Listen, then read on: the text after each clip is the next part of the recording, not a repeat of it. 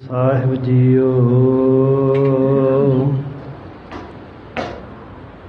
ਸਤਨਾਮ ਸ੍ਰੀ ਵਾਹਿਗੁਰੂ ਸਾਹਿਬ JIO.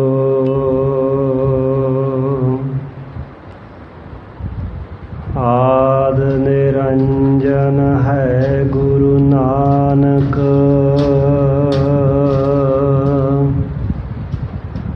ਧਾਰ ਕੇ ਮੂਰਤ ਹੈ ਜਗ ਆਇਓ।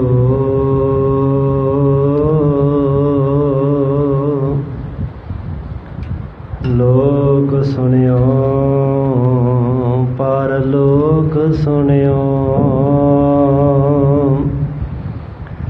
ਬਿਦ ਲੋਕ ਸੁਣਿਓ ਸਭ ਦਰਸ਼ਨ ਪਾਇਓ। ਸੰਗਤ ਪਾਰੇ ਉਤਾਰਨ ਕਾ,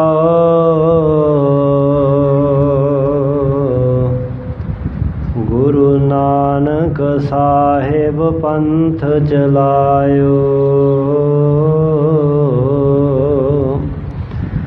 ਵਾਹਿਗੁਰੂ ਗੁਰੂ ਨਾਨਕ ਸਾਹਿਬ, ਧਾਰ ਕੇ ਮੂਰਤ ਹੈ ਜਗ ਆਇਓ। ਛਾਏ ਜਾਤੀ ਏਕਤਾ,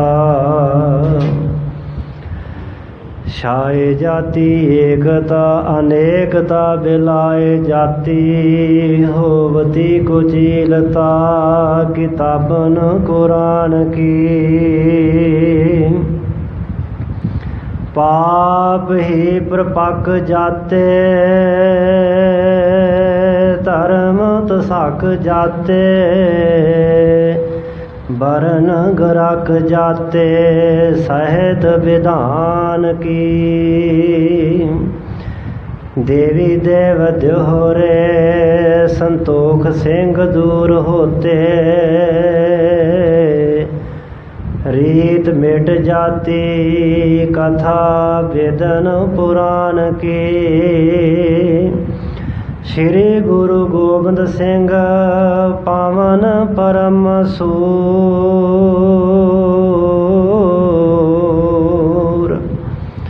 श्री गुरु गोबिंद सिंह पावन परम सूर। मूर्त न होती जाओ पै करना निदान की। जिसमें अमृत ज्ञान है मानक भगत वैराग। श्री गुरु ग्रंथ साहिब उदद बंदों कार अनुराग। श्री गुर शब्द कमाए जैन जीते पंच विकार। तिन संतन को बंदना सिर चरणन पार तार। एक अंकारा सदगुरु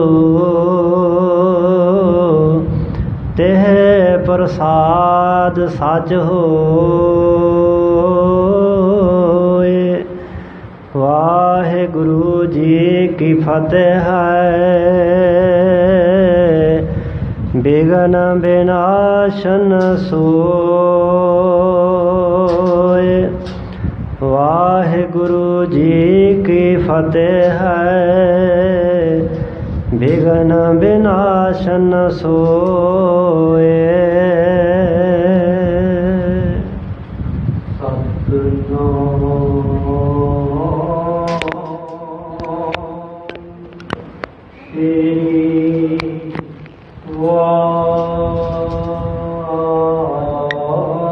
वाहिगुरु जी लाग दिन रहे चिंत उपजावे। निज निज देश को चहत चलावे। आपस में राहक कर जिनको किम कार जपूर सविन को। लाग दिन रहियो चिंत उपजावे। वाहिगुरु जी का खालसा वाहिगुरु जी की फतेह। जुगो जुग अटल शब्द गुरु। चवर तखत छतर दे मालक दसां पातशाहियां दी जोत। समरथ परतख हाजर नाजर सतगुरु। वालीए दो जहां हलत पलत दे रखियक। धन धन धन आद श्री गुरु ग्रंथ साहिब जी महाराज। ऐसे दीन दयाल पर उपकारी सतगुरु पातशाह जी दी अपरिअपार किरपा रहमत बख्शत दा सदका दशमेश पिता जी कलगीधर जी पंथ दे वाली अमृत दे दाते सतगुरु नीले दे शाहे असवार अरशां फरशां दे मालक धन धन धन श्री गुरु गोबिंद सिंह साहिब जी महाराज जी दे महान पावन पवित्र इतिहासक मुकद्दस मुबारक अस्थान तख्त श्री केसगढ़ साहिब जी विखे हाज़रियां भर रहे गुरु सवारे गुरु पातशाह जी की साजी नवाजी साध संगत जीओ। वड्डियां भागां वाले हाँ गुरु बख्शे उदम उपराले प्रेरणा द्वारा पावन सतगुरु जी के अस्थान की यात्रा करदियां गुरु संगत करके लाहा प्राप्त करन दा सुभाग समा प्राप्त होया है। साहिबां जी के महान अस्थान ते लड़ीवार सतगुरु पातशाह जी के जीवन कौतकां दी जीवन बिरतांत दी गुर इतिहास की विचार चल रही है। आप जी ने पिछे सरवण किया है। दीन दुनी दे मालक शांति ते अजार नूं जरन वाले धीरज धारन वाले शांति दे पुंज गरीब नवाज अपना आपा कदी ना जराउण वाले धन धन धन गुरु अंगद दे पातशाह महाराज जी खडूर साहिब नगर अंदर रह करके दूर नेड़ियों चल करके आए हो जग्यासू जनां नूं नाम बाणी का उपदेश बख्शिश करते हुए गुरमत का प्रचार प्रसार करते हुए भुली भटकी मनुखता ते मानवता नूं अकाल पुरख वाहिगुरु जी के नाल जोड़ रहे हैं। कहते हैं कि जिथे प्रकाश है उत्थे नाल हनेरा भी है। जिथे सच हुंदा उत्थे झूठ भी हुंदा है। जिथे तरलोकी दे मालक सतगुरु पातशाह जी खडूर साहिब नगर विच रह रहे ने उत्थे उसे ही नगर विच एक शिवनाथ नाम दा तपा रहिंदा है जो जंतर मंत्र तंत्र करके लोगों नूं भरमा करके अपने पिछे लाउंदा है। खास करके जो खैरे जो जात दे जट लोग सन उहनूं अपना गुरु मनदे सन। दिन दिहाड़ ते जा करके भेटावां अर्पण करते सन। कुदरत परमात्मा दी एक वारी समा ऐसा आया सन 1544 ईस्वी दे विच कि बरसातां ना पईयां मीह ना पैण करके हरियां भरियां लहराउंदियां होईयां खेतियां जिहड़ियां सन सुक्कण लग पईयां। जदों खेतियां अपणियां पुत्तां वांगू पालियां होईयां फसलां जिमीदारां ने सुकदियां वेखियां तो बड़े चिंतत होए परेशान हो गए। किसी ने सलाह दी चलो पांधे नूं पुछीए कोई राह हाथ आ जाए रस्ता मिल जाए बरसात हो जाए। किसी लागों आख्या साडा गुरु तपा जी ने उहदे कोल चलदे हाँ। तपे कोल गए जिहड़ा अगे ईरखा ते नफरत की अग विच सड़िया बलिया बैठा सी।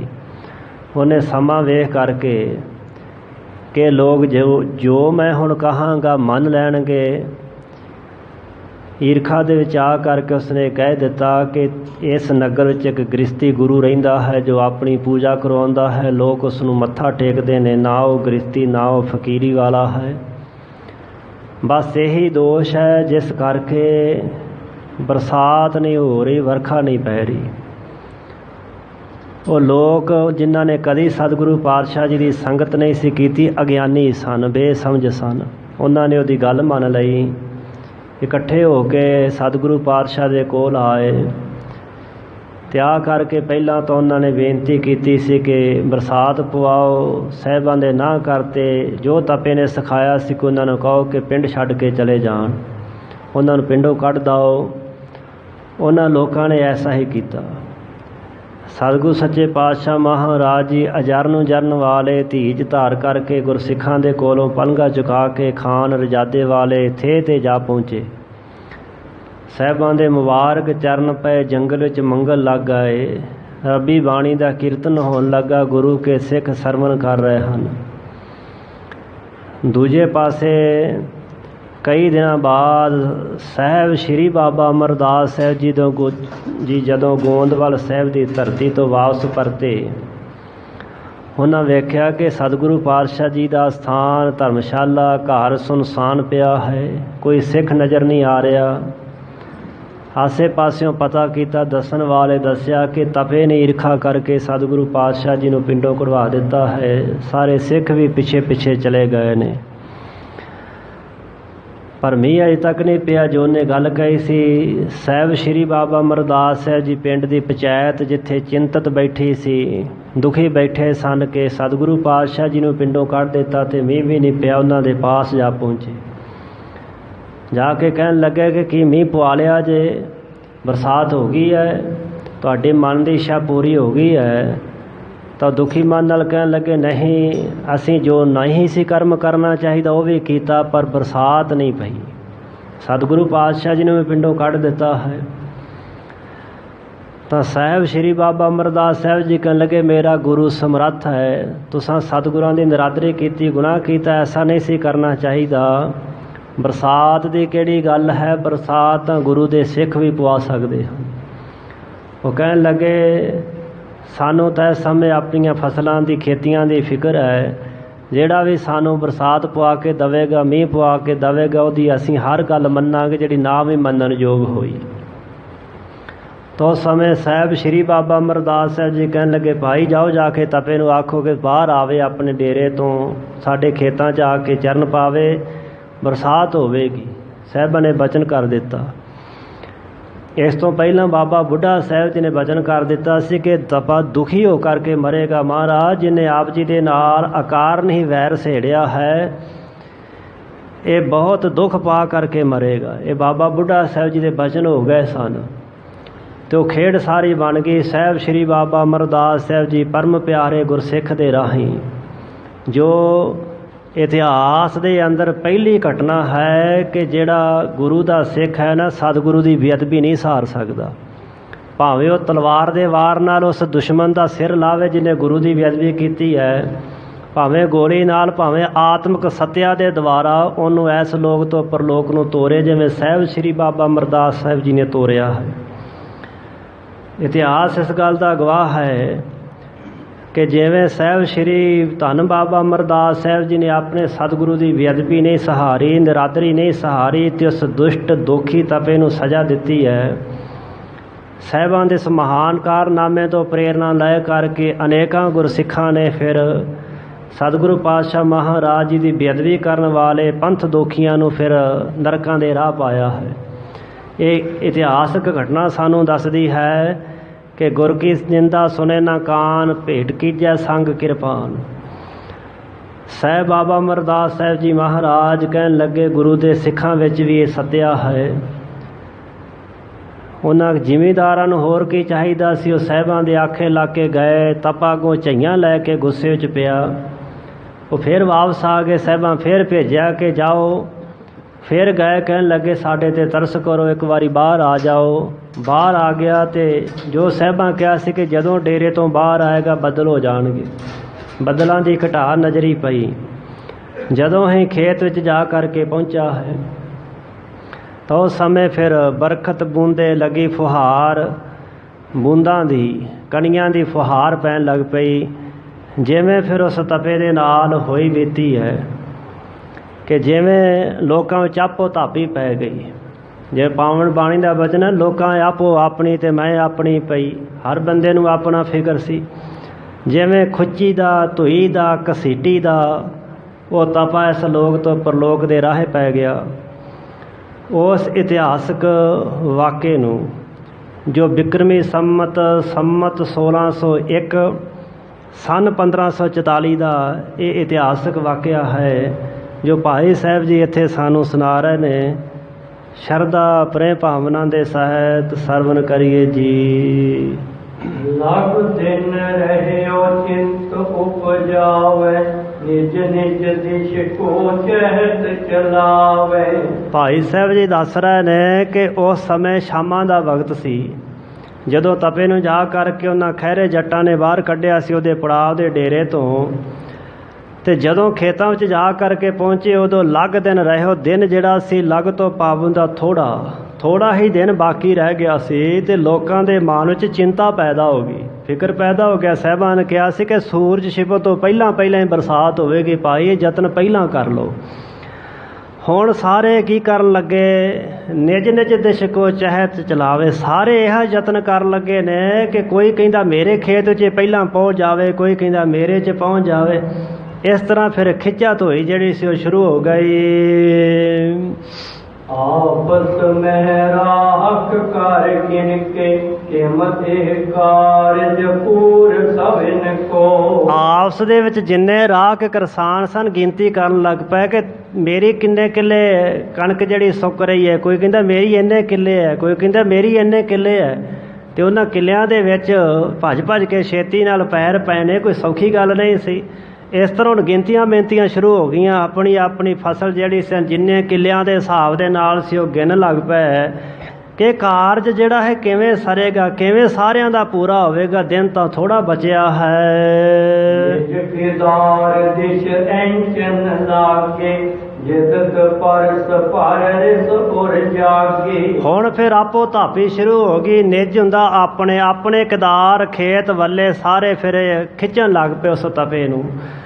ਜਿੱਦ ਕਰਕੇ ਪਰਸਪਰ ਜਿਹਦੇ 'ਚ ਜ਼ਿਆਦਾ ਬਲ ਸੀ ਉਹ ਧੱਕ ਕਰਕੇ ਤਪੇ ਨੂੰ ਖਿੱਚ ਕਰਕੇ ਆਪਣੇ ਖੇਤ ਵੱਲ ਲੈ ਤੁਰਿਆ। ਦੂਜੇ 2-4 ਜਾਣੇ ਇਕੱਠੇ ਹੋ ਗਏ, ਰਿਸ ਉਰ ਜਾਗੇ। ਸਾਰਿਆਂ ਦੇ ਮਨਾਂ ਵਿੱਚ ਕ੍ਰੋਧ ਪੈਦਾ ਹੋ ਗਿਆ, ਲੜਾਈ ਝਗੜਾ ਸ਼ੁਰੂ ਹੋ ਗਿਆ। ਤੇ ਇਸ ਤਰ੍ਹਾਂ ਆਪੋ ਆਪਣੇ ਖੇਤਾਂ ਨੂੰ ਖਿੱਚਣ ਲੱਗ ਪਏ, ਖਿੱਚਾ ਧੋਈ ਕਰਨੀ ਸ਼ੁਰੂ ਹੋ ਗਏ। ਤਪਾ ਭਇਓ ਵਿਆਕੁਲ ਤਿਸ ਕਾਲਾ, ਝਿੜਕ ਤਿਨ ਪਰ ਵਿਸ਼ਾਲਾ। ਤੇ ਤਪਾ ਉਸ ਸਮੇਂ ਭਾਈ ਸਾਹਿਬ ਕਹਿੰਦੇ ਵਿਆਕਲ ਤੇ ਦੁਖੀ ਹੋ ਗਿਆ। ਤੇ ਹੁਣ ਉਹਨਾਂ ਲੋਕਾਂ ਨੂੰ ਜਿਹੜੇ ਉਹਦੇ ਚੇਲੇ ਸਨ ਝਿੜਕ ਕੇ ਪੈਂਦਾ ਹੈ, ਝਈਆਂ ਲੈ ਪੈਂਦਾ। ਗੱਲ ਸੱਚ ਹੈ।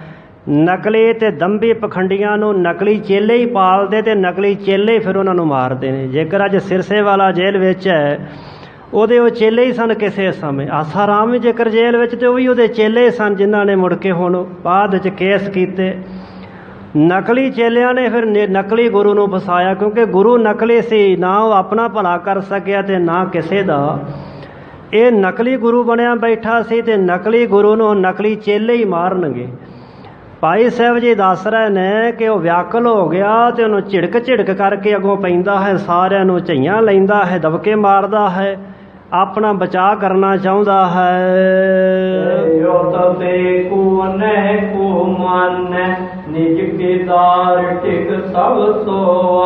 ਤੇ ਜਦੋਂ ਲੋਕ ਹਜੂਮ ਇਕੱਠਾ ਹੋਇਆ ਹੋਵੇ ਨਾ ਤਾਂ ਕੋਈ ਕਿਸੇ ਦੀ ਨਹੀਂ ਸੁਣਦਾ ਹੁੰਦਾ, ਭਾਵੇਂ ਕੋਈ ਕਿੰਨੀਆਂ ਮਰਜ਼ੀ ਦਲੀਲਾਂ ਦਵੇ ਨਾ, ਭਾਈ ਠਹਿਰ ਜਾਓ, ਰੁਕ ਜਾਓ, ਹੌਸਲਾ ਕਰੋ, ਪਰ ਕੌਣ ਕਿਸੇ ਦੀ ਸੁਣਦਾ ਹੈ। ਉਦੋਂ ਆਪੋ ਧਾਪੀ ਬਹਿ ਜਾਂਦੀ। ਭਾਈ ਸਾਹਿਬ ਕਹਿ ਰਹੇ ਨੇ ਕਿ ਤਪੇ ਦਾ ਕਿਹਾ ਨਹੀਂ ਕੋਈ ਸੁਣਦਾ, ਉਹਦੀਆਂ ਮਿੰਨਤਾਂ ਤਰਲੇ ਨਹੀਂ ਕੋਈ ਸੁਣਦਾ, ਨਾ ਕੋਈ ਉਹਦਾ ਕੋਈ ਦਬਕੇ ਤੋਂ ਡਰਦਾ ਹੈ। ਬਸ ਆਪੋ ਆਪਣੇ ਖੇਤ ਨੂੰ ਨਾ ਨਿੱਜ ਕਿਦਾਰ ਢਿੱਗ ਸਭ ਸੁਹਾਨੇ ਸਾਰੇ ਯਤਨ ਕਰ ਰਹੇ ਨੇ ਕਿ ਮੇਰੇ ਖੇਤ 'ਚ ਪਹਿਲਾਂ ਆ ਜਾਵੇ, ਮੇਰੇ ਖੇਤ 'ਚ ਪਹਿਲਾਂ ਆ ਜਾਏ। ਬਸ ਇਹੀ ਸਾਰੇ ਚਾਰਾ ਤੇ ਯਤਨ ਕਰਦੇ ਹਨ। ਖੈਂਚਤ ਭਇਓ ਬਿਹਾਲਾ, ਬੋਲਣ ਤੇ ਥੱਕ ਰਹਿਓ ਨਾ ਚਾਲਾ। ਹੁਣ ਖਿੱਚਦਿਆਂ ਖਿੱਚਾ ਧੋਈ ਦੇ ਵਿੱਚ ਹਾਲੋਂ ਬਿਹਾਲ ਹੋ ਗਿਆ। ਤੇ ਭਾਈ ਸਾਹਿਬ ਕਹਿੰਦੇ ਬੋਲਣ ਤੋਂ ਵੀ ਥੱਕ ਗਿਆ, ਹੁਣ ਬੋਲਣ ਦੀ ਵੀ ਸਮਰੱਥਾ ਨਾ ਰਹਿ ਗਈ, ਨਾ ਚਾਲਾ ਚੱਲਣ ਜੋਗਾ ਵੀ ਨਾ ਰਹਿ ਗਿਆ, ਲੱਤਾਂ ਵੀ ਜਵਾਬ ਦੇ ਗਈਆਂ। ਚੱਲਵੇ ਤੇ ਹਟ ਸੋ ਰਹਿਓ, ਮੋਹਨ ਪਿਤਾ ਆਏ ਪਾਏ ਤਬ ਕਹਿ। ਜਦੋਂ ਤਪਾ ਖਿੱਚੀ ਦਾ, ਧੋਈ ਦਾ, ਘਸੀਟੀ ਦਾ ਚੱਲਣ ਤੋਂ ਰਹਿ ਗਿਆ, ਉਸ ਸਮੇਂ ਮਹਾਂਪੁਰਖ ਬਾਬਾ ਮੋਹਨ ਜੀ ਦੇ ਪਿਤਾ ਧੰਨ ਗੁਰੂ ਅਮਰਦਾਸ ਸਾਹਿਬ ਆ ਪਹੁੰਚੇ। ਲੋਹਾ ਗਰਮ ਹੋਇਆ ਸੀ। ਸਾਹਿਬ ਕਹਿੰਦੇ ਸੋਚਿਆ ਕਿ ਹੋਰ ਸੱਟ ਮਰਵਾ ਦਈਏ। ਸੋ ਬਾਬਾ ਮੋਹਨ ਜੀ ਦੇ ਪਿਤਾ ਸਾਹਿਬ ਸ਼੍ਰੀ ਬਾਬਾ ਅਮਰਦਾਸ ਸਾਹਿਬ ਜੀ ਆ ਪਹੁੰਚੇ ਤੇ ਆ ਕੇ ਉਹਨਾਂ ਜ਼ਿਮੀਂਦਾਰਾਂ ਨੂੰ ਆਖਣ ਲੱਗੇ, ਮਾਸ ਆਸਥ ਜਹ ਜਹ ਲੈ ਜੈ ਹੋ, ਤਹ ਤਹ ਬਰਖਾ ਘਨ ਕੀ ਪੈ ਹੋ। ਕਹਿਣ ਲੱਗੇ ਸਾਹਿਬ ਜੀ ਕਿ ਭਾਈ ਇਹਦਾ ਮਾਸ ਤੇ ਇਹਦੇ ਅਸਤ ਹੁੰਦੇ ਹੱਡ, ਇਹਦੇ ਸਰੀਰ ਦਾ ਅੰਗ ਪ੍ਰਤੰਗ, ਕੋਈ ਮਾਸ ਦੀ ਬੋਟੀ, ਕੋਈ ਹੱਡੀ, ਤੁਸੀਂ ਜਿੱਥੇ ਜਿੱਥੇ ਵੀ ਆਪਣੇ ਖੇਤਾਂ ਵਿੱਚ ਲੈ ਜਾਵੋਗੇ ਨਾ, ਉੱਥੇ ਘਣੀ ਵਰਖਾ, ਬਹੁਤ ਸਾਰੀ ਭਾਰੀ ਵਰਖਾ ਹੋਵੇਗੀ, ਭਾਰੀ ਮੀਂਹ ਪਵੇਗਾ। ਨਗੇ ਸਭਨ ਕਸੀਟੇ ਉਜਦਾ, ਨਿਗਸੇ ਪ੍ਰਾਨ ਭਇਓ ਹੱਥ ਸਦਾ। ਬਾਸੇ ਬੋਲ ਸਾਹਿਬਾਂ ਦੇ ਕੰਨਾਂ ਵਿੱਚ ਪੈਣ ਦੀ ਡੇਰ ਸੀ ਕਿ ਲੋਕਾਂ ਨੇ ਫਿਰ ਖਿੱਚਣਾ ਧੂਣਾ ਹੋਰ ਸ਼ੁਰੂ ਕਰ ਦਿੱਤਾ। ਉਹ ਅੱਗੇ ਹਾਲੋਂ ਬਿਹਾਲ ਬੇਹੋਸ਼ ਹੋਇਆ ਪਿਆ ਸੀ। ਹੁਣ ਜਦੋਂ ਹੋਰ ਘਸੀਟਿਆ ਨਾ, ਕਹਿੰਦੇ ਭਾਈ ਸਾਹਿਬ ਦੇ ਪ੍ਰਾਣ ਪਖੇਰੂ ਡਾਰੀ ਮਾਰ ਗਏ, ਇਹਦੇ ਸਵਾਸ ਪੂਰੇ ਹੋ ਗਏ, ਚੱਲ ਵਸਿਆ। ਤੇ ਉਸ ਸਮੇਂ ਕਹਿੰਦੇ ਜਦੋਂ ਇਹਦੇ ਪ੍ਰਾਣ ਪੂਰੇ ਹੋ ਗਏ, ਇਹ ਮਾਰਿਆ ਗਿਆ। ਵਰਖਾ ਬਿਨ ਖੇਤ ਹਮਾਰੀ, ਹਿਮ ਬੋਲਤ ਅਰ ਚਿੰਤ ਵਿਚਾਰੀ। ਤੇ ਬਹੁਤ ਸਾਰੇ ਜਦੋਂ ਵੇਖਿਆ ਕਿ ਤਾਂ ਮਾਰਿਆ ਗਿਆ ਤੇ ਹੁਣੇ ਕਿਵੇਂ ਖੇਤਾਂ 'ਚ ਜਾਏਗਾ, ਤੇ ਸਾਡੇ ਬਹੁਤ ਸਾਰੇ ਖੇਤ ਜਿਹੜੇ ਨੇ ਵਰਖਾ ਤੋਂ ਬਿਨਾਂ ਹੀ ਰਹਿ ਗਏ, ਉੱਥੇ ਤੱਕ ਕਿਤੇ ਕਣੀ ਨਹੀਂ ਡਿੱਗੀ। ਇਸ ਤਰ੍ਹਾਂ ਆਪਸ ਵਿੱਚ ਬੋਲਦੇ ਹਾਂ, ਜਦੋਂ ਬੜੀ ਚਿੰਤਾ ਕਰਕੇ, ਫਿਕਰ ਕਰਕੇ ਵਿਚਾਰ ਕਰਨ ਲੱਗੇ। ਏਕ ਮਰੇ ਜੀਵੈ ਤਵ ਗਾਉ, ਜਾਤੇ ਤੋਰ ਦੀਏ ਕਰ ਪਾਉ। ਉਹਨਾਂ ਨੇ ਵੇਖਿਆ ਕਿ ਮਰ ਗਿਆ ਕਿ ਜਿਉਂਦਾ ਹੈ। ਜੇ ਉਸ ਸਮੇਂ ਕਹਿਣ ਲੱਗੇ ਇੱਕ ਦੇ ਮਰਨ ਦੇ ਨਾਲ ਸਾਰਾ ਨਗਰ ਜਿਉਂਦਾ ਹੋਵੇ, ਸਾਰਾ ਨਗਰ ਬਚ ਜਾਵੇ, ਤੇ ਹੋਰ ਕੀ ਚਾਹੀਦਾ। ਇਸ ਵਾਸਤੇ ਇਹਦੇ ਜਿਹੜੇ ਹੱਥ ਪੈਰ ਨੇ ਤੋੜ ਲੈ ਜਾਣ। ਉਹਨਾਂ ਉਸੇ ਸਮੇਂ ਕਿਸੇ ਨੇ ਬਾਂਹ ਨੂੰ ਮਰੋੜਾ ਦੇ ਦਿੱਤਾ, ਕਿਸੇ ਨੇ ਲੱਤ ਨੂੰ ਦੇ ਦਿੱਤਾ। ਇਹਦੇ ਜਿਹੜੇ ਹੱਥ ਪੈਰ ਸਨ, ਕਹਿੰਦੇ ਉਹਨਾਂ ਨੇ ਤੋੜ ਲਏ। ਆਪੋ ਆਪਣੇ ਖੇਤ ਪਧਾਰੇ, ਜਹ ਜਹ ਕੇ ਪਸਰਿਓ ਕਨ ਸਾਰੇ। ਤੇ ਇਸ ਤਰ੍ਹਾਂ ਲੱਤਾਂ ਬਾਹਾਂ ਤੋੜ ਕੇ ਕਿਸੇ ਦੇ ਉਂਗਲ ਹੱਥ ਆ ਗਈ, ਉਹ ਉਂਗਲੀ ਲੈ ਕੇ ਤੁਰ ਪਿਆ। ਭਾਈ ਸਾਹਿਬ ਕਹਿੰਦੇ ਫਿਰ ਜਿੱਥੇ ਜਿੱਥੇ ਲੈ ਕਰਕੇ ਉਹ ਲੋਕ ਆਪਣੇ ਖੇਤਾਂ ਵਿੱਚ ਗਏ ਨਾ, ਜਹ ਜਹ ਗਏ ਪਸਰਿਓ ਕਨ ਸਾਰੇ, ਉੱਥੇ ਐਨ ਬੱਦਲ ਪਸਰ ਗਿਆ ਤੇ ਬੱਦਲ ਜਿਹੜੇ ਸਨ ਘੁਲ ਗਏ। ਮਰੇ ਤੇ ਇੱਕ ਰਸਵਾਰ, ਵਰਖਾ ਕੀਨਤ ਮੇਘ ਕਿਦਾਰ। ਬਾਸ ਤਪਾ ਦੇ ਮਰਨ ਦੇ ਨਾਲ ਉਧਰੋਂ ਦੇ ਪ੍ਰਾਣ ਪਖੇਰੂ ਡਾਰੀ ਮਾਰ ਕੇ ਇੱਧਰ ਇੱਕਦਮ ਬੱਦਲ ਜਿਹੜਾ ਸੀ ਨਾ ਘੁਲ ਗਿਆ। ਤੇ ਕੁੱਲ ਕਰਕੇ ਉਹ ਚੜ੍ਹ ਕਰਕੇ ਆਈ ਹੋਈ ਜਿਹੜੀ ਘਟਾ ਸੀ ਨਾ, ਉਹਨੇ ਇੱਕ ਸਾਰ ਲਗਾਤਾਰ ਖੇਤਾਂ ਦੇ ਵਿੱਚ ਮੀਂਹ ਵਰਾਉਣਾ ਸ਼ੁਰੂ ਕਰਤਾ। ਮਹਾਪਖੰਡੀ ਸਭ ਹਿਨ ਜਾਣਿਓ, ਦੁਐਸ਼ ਠਾਨ ਗੁਰ ਕੋ ਨਿਕਸਾਨੇ। ਹੁਣ ਸਾਰੇ ਆਪਣੇ ਮਨਾਂ ਵਿੱਚ ਜਾਣ ਰਹੇ ਨੇ, ਸੋਚ ਰਹੇ ਨੇ ਕਿ ਤਾਂ ਮਹਾਪਖੰਡੀ ਸੀ, ਇਹਨੇ ਤਾਂ ਪਖੰਡ ਰਚਿਆ ਹੋਇਆ ਸੀ, ਤਾਂ ਬੜਾ ਵੱਡਾ ਪਖੰਡ ਕਰਦਾ ਸੀ। ਹੁਣ ਸਾਰਿਆਂ ਨੇ ਇਸ ਗੱਲ ਨੂੰ ਜਾਣਿਆ ਕਿ ਇਹਨੇ ਸਤਿਗੁਰੂ ਪਾਤਸ਼ਾਹ ਜੀ ਦੇ ਨਾਲ ਦਵੈਸ਼ ਕਰਕੇ, ਵੈਰ ਕਰਕੇ, ਈਰਖਾ ਕਰਕੇ ਸਤਿਗੁਰੂ ਪਾਤਸ਼ਾਹ ਨੂੰ ਪਿੰਡੋਂ ਕਢਵਾਇਆ ਹੈ। ਤੋ ਪੂਰੀ ਨਹਿਬਾਨੀ, ਗੁਰਦਾਸਨ ਕਹਿ ਦੀਨ ਸਪਾਨੀ। ਇਹ ਝੂਠਾ ਹੋਤੋ ਸੀ, ਇਹ ਝੂਠਾ ਸੀ, ਇਹਦੀ ਬਾਣੀ ਨਹੀਂ ਫੁਰੀ। ਬਾਣੀ ਫੁਰੀ ਦਾ ਅਰਥ ਕੀ ਹੈ ਕਿ ਇਹਦਾ ਬਚਨ ਪੂਰਾ ਨਹੀਂ ਹੋਇਆ। ਇਹਨੇ ਕਿਹਾ ਸੀ ਕਿ ਮੀਂਹ ਤਦੋਂ ਪਵੇਗਾ ਜਦੋਂ ਗ੍ਰਸਤੀ ਗੁਰੂ ਨਗਰ ਛੱਡ ਜਾਏਗਾ, ਤੇ ਗੁਰੂ ਸਾਹਿਬ ਨੂੰ ਗਿਆ ਨੂੰ ਤਾਂ 8 ਦਿਨ ਹੋ ਗਏ ਨੇ, ਤੇ ਮੀਂਹ ਦੀ ਤਾਂ ਕਣੀ ਨਹੀਂ ਸੀ ਡਿੱਗੀ। ਇਹ ਝੂਠਾ ਸੀ, ਇਸ ਕਰਕੇ ਇਹਦਾ ਬਚਨ ਪੂਰਾ ਨਹੀਂ ਹੋਇਆ। ਪਰ ਇੱਧਰ ਵੇਖੋ, ਗੁਰੂ ਦੇ ਦਾਸ ਨੇ, ਗੁਰੂ ਦੇ ਸਿੱਖ ਨੇ ਹੀ ਸਾਨੂੰ ਮਨ ਭਾਉਂਦਾ ਪਾਣੀ ਦੇ ਦਿੱਤਾ ਹੈ, ਉਹਨਾਂ ਮੀਂਹ ਪਵਾ ਦਿੱਤਾ ਹੈ। ਭੋਰ ਸ਼੍ਰੀ ਅੰਗਦ ਲਾਨੋ, ਨਿਜ ਅਪਰਾਧ ਛਿਮਾਪਨ ਠਾਨੋ। ਹੁਣ ਸਾਰੇ ਆਖਣ ਲੱਗੇ ਭਾਈ ਸਾਡੇ ਕੋਲੋਂ ਬੜਾ ਗੁਨਾਹ ਹੋਇਆ ਹੈ, ਪਾਪ ਹੋਇਆ। ਚਲੋ ਆਪਾਂ ਸਵੇਰ ਹੁੰਦਿਆਂ ਸਾਰ, ਹੁਣ ਤਾਂ ਰਾਤ ਪੈ ਗਈ ਹੈ, ਬਰਸਾਤ ਪੈ ਰਹੀ ਹੈ, ਇਸ ਕਰਕੇ ਹੁਣ ਟਿਕੋ। ਹੁਣ ਭੋਰ ਹੁੰਦਿਆਂ, ਸਵੇਰ ਹੁੰਦਿਆਂ ਸਾਰ ਧੰਨ ਗੁਰੂ ਅੰਗਦ ਦੇ ਪਾਤਸ਼ਾਹ ਮਹਾਰਾਜ ਜੀ ਨੂੰ ਇਸ ਨਗਰ ਵਿੱਚ ਦੁਬਾਰਾ ਲੈ ਕੇ ਆਓ, ਤੇ ਜੋ ਆਪਣਾ ਸਾਰਿਆਂ ਨੇ ਅਪਰਾਧ ਕੀਤਾ ਨਾ ਉਸ ਅਪਰਾਧ ਨੂੰ क्षमा ਕਰਵਾ ਲਓ, ਮਾਫ ਕਰਵਾ ਲਓ, ਸਤਿਗੁਰੂ ਕੋਲੋਂ ਭੁੱਲ ਮੰਗੀਏ। ਸ਼੍ਰੀ ਅਮਰਦਾਸ ਤਹਿ ਕਰ ਕੈ ਗਮਨਿਓ ਗੁਰ ਦਿਸ਼ ਪ੍ਰੀਤ ਤੋ ਧਰ ਕੈ। ਇਧਰ ਸਾਹਿਬ ਸ਼੍ਰੀ ਬਾਬਾ ਅਮਰਦਾਸ ਹੈ ਮਹਾਰਾਜ ਜੀ ਇਹ ਕੌਤਕ ਵਰਤਾ ਕਰਕੇ ਹਿਰਦੇ ਚ ਪ੍ਰੇਮ ਤੇ ਪ੍ਰੀਤ ਧਾਰ ਕੇ ਸਤਿਗੁਰੂ ਧੰਨ ਗੁਰੂ ਅੰਗਦ ਦੇ ਪਾਤਸ਼ਾਹ ਮਹਾਰਾਜ ਜੀ ਜਿਸ ਤਰਫ ਗਏ ਸਨ ਉਸ ਤਰਫ ਨੂੰ ਚੱਲ ਪਏ। ਪਰਮ ਪ੍ਰਸੰਨ ਹਿਰਦੈ ਹੋਏ ਗਇਓ ਪ੍ਰਾਪਤ ਡੇਰੇ ਮੈਂ ਚੱਲ ਪਇਓ। ਹਿਰਦੇ ਚ ਬੜੇ ਖੁਸ਼ ਜਾ ਰਹੇ ਨੇ ਕਿ ਮੈਂ ਗੁਰੂ ਦੋਖੀ ਨੂੰ ਸਜ਼ਾ ਦੇ ਦਿੱਤੀ ਹੈ, ਮੈਂ ਉਹਦੇ ਕੀਤੇ ਦਾ ਫਲ ਭੁਗਤਾ ਦਿੱਤਾ, ਇਸ ਕਰਕੇ ਮਨ ਚ ਸੋਚਦੇ ਬੜੇ ਖੁਸ਼ ਜਾ ਰਹੇ ਨੇ। ਚਲਦੇ ਚਲਦੇ ਇਹਨਾਂ ਸੋਚਾਂ ਵਿਚਾਰਾਂ ਦੇ ਵਿੱਚ ਹੀ ਡੇਰੇ ਤੇ ਜਾ ਪਹੁੰਚੇ ਜਿੱਥੇ ਸਾਹਿਬਾਂ ਨੇ ਪੜਾ ਲਾਇਆ ਸੀ ਖਾਨ ਰਜਾਦੇ ਦੇ ਥੇ ਤੇ ਉਸ ਟਿਕਾਣੇ ਤੇ ਜਾ ਪਹੁੰਚੇ। ਗੁਰ ਕੋ ਜਾਏ ਬੰਦਨਾ ਕੀਨ ਪ੍ਰਿਸ਼ਟ ਫੇਰ ਬੈਠੇ ਜਿਤ ਚੀਨ। ਤਰਲੋਕੀ ਦੇ ਮਾਲਕ ਦੀਨ ਦੁਨੀ ਦੇ ਮਾਲਕ ਧੰਨ ਗੁਰੂ ਅੰਗਦ ਦੇ ਪਾਤਸ਼ਾਹ ਜੀ ਨੂੰ ਜਾ ਮੱਥਾ ਟੇਕਿਆ। ਸਾਹਿਬਾਂ ਦੇ ਚਰਨਾਂ ਤੇ ਜਦੋਂ ਸਿਰ ਰੱਖਿਆ ਤੇ ਸਤਿਗੁਰੂ ਪਾਤਸ਼ਾਹ ਜੀ ਨੇ ਚਿੱਤ ਚੀਨਸ ਚਿੱਤ 'ਚ ਜਾਣ ਕਰਕੇ ਉਸੇ ਸਮੇਂ ਆਪਣੇ ਪਰਮ ਸੇਵਕ ਵੱਲ ਪ੍ਰਿਸ਼ਟ ਫੇਰਤ ਬੈਠੇ। ਪਿੱਠ ਕਰਕੇ ਸਾਹਿਬ ਜੀ ਬੈਠ ਗਏ, ਮੂੰਹ ਜਿਹੜਾ ਸੀ ਮੁਖ ਜਿਹੜਾ ਸੀ ਸਾਹਿਬ ਨੇ ਦੂਜੇ ਪਾਸੇ ਘੁਮਾ ਲਿਆ। ਚਮਤਕਾਰੀ ਦਿਖਾਵਨ ਜਾਨੀ ਨੈਣਿਕੀ ਸ਼੍ਰੀ ਅੰਗਦ ਮਾਨੀ। ਸਾਹਿਬਾਂ ਨੇ ਗੱਲ ਜਾਣ ਲਈ ਅੰਤਰਜਾਮਤਾ ਦੁਆਰਾ ਕਿ ਸਾਡੇ ਸੇਵਕ ਨੇ ਆਪਣੀ ਅਜਮਤ ਕਰਾਮਾਤ ਵਿਖਾਉਣਾ ਕੀਤੀ ਹੈ, ਆਤਮ ਸੱਤਿਆ ਵਰਤੀ ਹੈ, ਆਤਮ ਸੱਤਿਆ ਵਰਤ ਕੇ ਨਾ ਕਰਾਮਾਤ ਵਿਖਾਉਣਾ ਕੀਤੀ ਹੈ। ਇਸ ਵਾਸਤੇ ਧੰਨ ਗੁਰੂ ਅੰਗਦ ਦੇ ਪਾਤਸ਼ਾਹ ਮਹਾਰਾਜ ਖਿਮਾ ਤੇ ਸ਼ਾਂਤੀ ਦੇ ਪੁੰਜ ਅਜਰ ਨੂੰ ਜਰਨ ਵਾਲੇ ਸਾਹਿਬਾਂ ਨੇ ਇਸ ਗੱਲ ਨੂੰ ਨਹਿ ਨਿੱਕੀ ਚੰਗਾ ਨਹੀਂ ਮੰਨਿਆ, ਚੰਗਾ ਨਹੀਂ ਸਮਝਿਆ।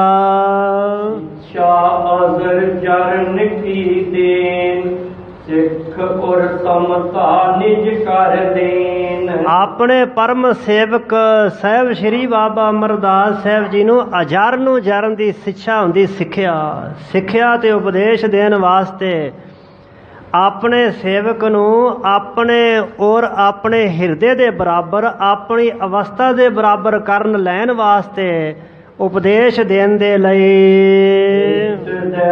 ਬੈਠੇ ਗੁਰ ਸੁਆਮੀ ਸਰਬ ਵਾਰਤਾ ਅੰਤਰ ਜਾਮੀ। ਸੋ ਆਪਣੇ ਸੇਵਕ ਦੇ ਦਿਲ ਦੇ ਹਿਰਦੇ ਦੇ ਵਿੱਚ ਸਮਤਾ ਭਾਵ ਦ੍ਰਿੜ ਕਰਾਉਣ ਵਾਸਤੇ ਕਿ ਗੁਰੂ ਦਾ ਸਿੱਖ ਵੀ ਗੁਰੂ ਵਰਗਾ ਹੀ ਚਾਹੀਦਾ ਹੈ, ਜਰ ਨੂੰ ਜਰਨ ਵਾਲਾ।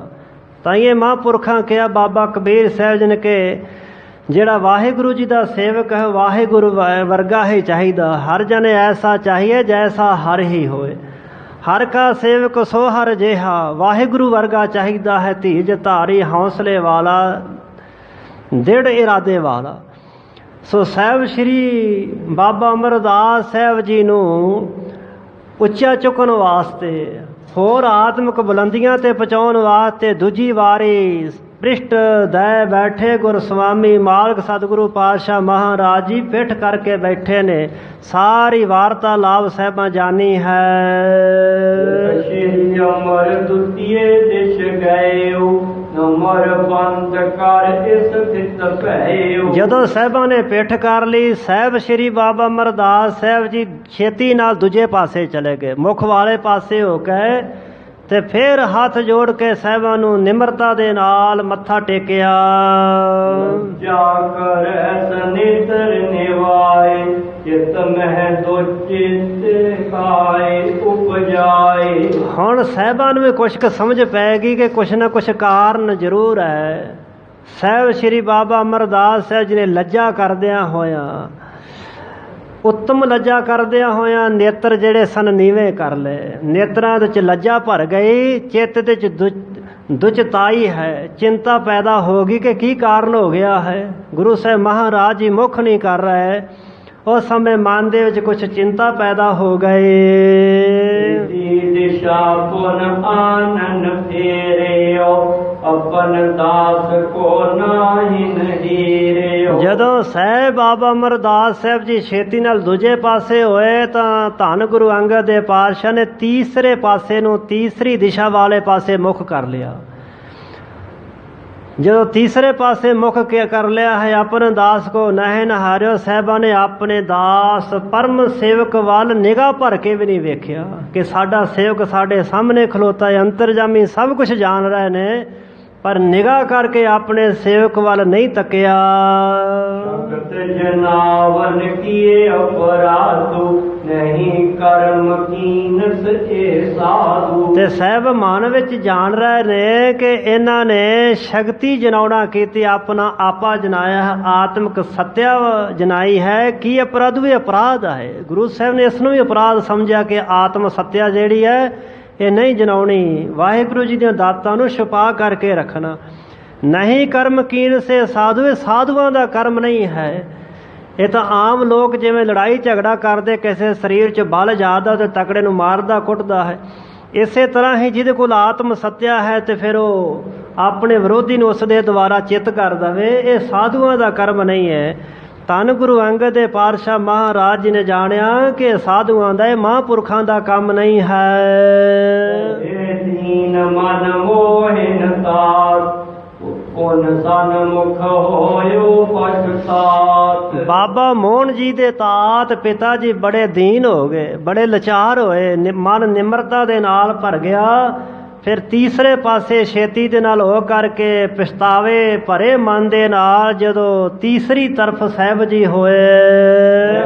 ਵਾਕ ਕੋ ਉਦਿਤ ਭਇਓ, ਜਬ ਚਤੁਰਥ ਦਿਸ਼ ਮੁਖ ਫੇਰ ਦਿਓ ਤਬ। ਤੀਜੇ ਪਾਸੇ ਹੋ ਕੇ ਜੇ ਬਚਨ ਕਹਿਣ ਹੀ ਲੱਗੇ ਸੀ ਕਿ ਮਹਾਰਾਜ ਕੀ ਭੁੱਲ ਹੋ ਗਈ, ਬਖਸ਼ ਲਓ, ਧੰਨ ਗੁਰੂ ਅੰਗਦ ਦੇਵ ਪਾਤਸ਼ਾਹ ਨੇ ਚੌਥੀ ਦਿਸ਼ਾ ਵਾਲੇ ਪਾਸੇ ਆਪਣਾ ਮੁੱਖ ਘੁਮਾ ਲਿਆ। ਸਾਹਿਬਾਂ ਨੇ ਫੇਰ ਪਿੱਠ ਦੇ ਲਈ, ਚੌਥੀ ਦਿਸ਼ਾ ਨੂੰ ਸਾਹਿਬਾਂ ਨੇ ਆਪਣਾ ਮੁੱਖ ਮੋੜ ਲਿਆ। ਹੋਏ ਉਤਾਏ ਨ ਮੁਖ ਦਿਸ਼ ਫੇਰ, ਨਿਜ ਨਿਜ ਅਪਰਾਧ ਸੋ ਬੂਝਿਓ ਹੇਰ। ਤੇ ਇਹ ਸੇਵਕ ਵੀ ਛੇਤੀ ਪਿਛਾਂ ਹਟਣ ਵਾਲੇ ਨਹੀਂ ਸਨ, ਜਿਨ੍ਹਾਂ ਨੇ 12 ਸਾਲ ਘੱਲ ਨਾ ਘਾਲੀ ਤੇ ਸਤਿਗੁਰੂ ਦੀਆਂ ਅਨੰਤ ਬੇਅੰਤ ਖੁਸ਼ੀਆਂ ਬਖਸ਼ਾਂ ਤੇ ਬਰਕਤਾਂ ਮਾਣੀਆਂ ਸਨ। ਉਹ ਜਾਣਦੇ ਸਨ ਕਿ ਗੁਰੂ ਪਾਤਸ਼ਾਹ ਬਖਸ਼ੰਦ ਪਿਤਾ ਨੇ ਜ਼ਰੂਰ ਬਖਸ਼ ਲੈਣਗੇ, ਕੋਈ ਭੁੱਲ ਹੋਈ ਹੈ ਤੇ ਗੁਰੂ ਬਖਸ਼ ਲਵੇਗਾ। ਫਿਰ ਛੇਤੀ ਨਾਲ ਚੌਥੀ ਵਾਰੀ ਕਾਹਲੀ ਦੇ ਨਾਲ ਉਸ ਪਾਸੇ ਚੌਥੀ ਦਿਸ਼ਾ ਹੋ ਗਏ ਜਿੱਧਰ ਸਾਹਿਬਾਂ ਨੇ ਮੁੱਖ ਕੀਤਾ, ਤੇ ਛੇਤੀ ਨਾਲ ਵੇਖ ਕੇ ਕਹਿਣ ਲੱਗੇ, ਮਹਾਰਾਜ ਕਿਰਪਾ ਕਰੋ, ਜੋ ਮੇਰਾ ਅਪਰਾਧ ਹੈ ਨਾ ਉਹ ਮੈਨੂੰ ਦੱਸੋ।